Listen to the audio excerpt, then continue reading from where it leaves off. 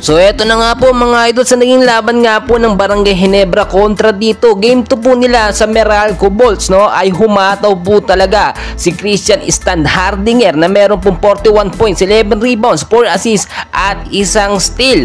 Nakita natin very intense po talaga yung naging laban, pero nagtapos po, no, si score na 91 ng Ginebra, 103 naman etong Meralco Bolts. Marami pong umaapela ngayon na hindi daw po patas yung naging laban. So kung titignan po ninyo, maganda naman so far noong first quarter ng game, pero naging very intense yan pagdating ng second half, sa third and sa fourth quarter ng game.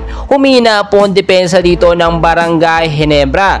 Kung mapapansin nyo nga, noong second half, sa third quarter ay nakakalamang pa ng isang puntos etong Barangay Ginebra, no, 74-73. Pero nagtaka tayo, biglang umariba o humataw pagdating ng fourth quarter. Lumakas po yung offense at depensa dito ng Meralco Bolts. Sa nakita nyo, ano ba ang naging kulang, no, sa sistema? Ito nga pong si Coach Tim Con, bakit hindi naging effective? Do yung game 1, panalo ang Barangay Ginebra dahil ibang sistema, no, talagang nag-fit. Maganda yung chemistry at momentum ng mga player. Pero dito sa game 2, parang kinulang po.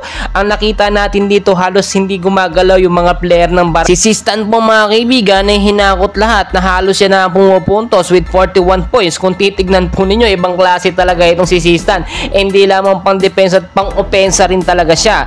Maganda rin naman ang pinapakita ng ibang mga player ng Barangay Ginebra, pero kung titignan po ninyo mga kaibigan, kulang na kulang sa maayos na sistema. Nasa game 2 pa lang eto nga pong Barangay Ginebra, pero eto na ang nangyari. Do hindi naman kalakasan etong Meralco Bolts, at alam naman natin nung dating lineup ng Barangay Ginebra, nung kompleto pa sila, nung nandyan si JB, alam naman natin, no, talagang unstoppable, hindi kayang-kayang talunin.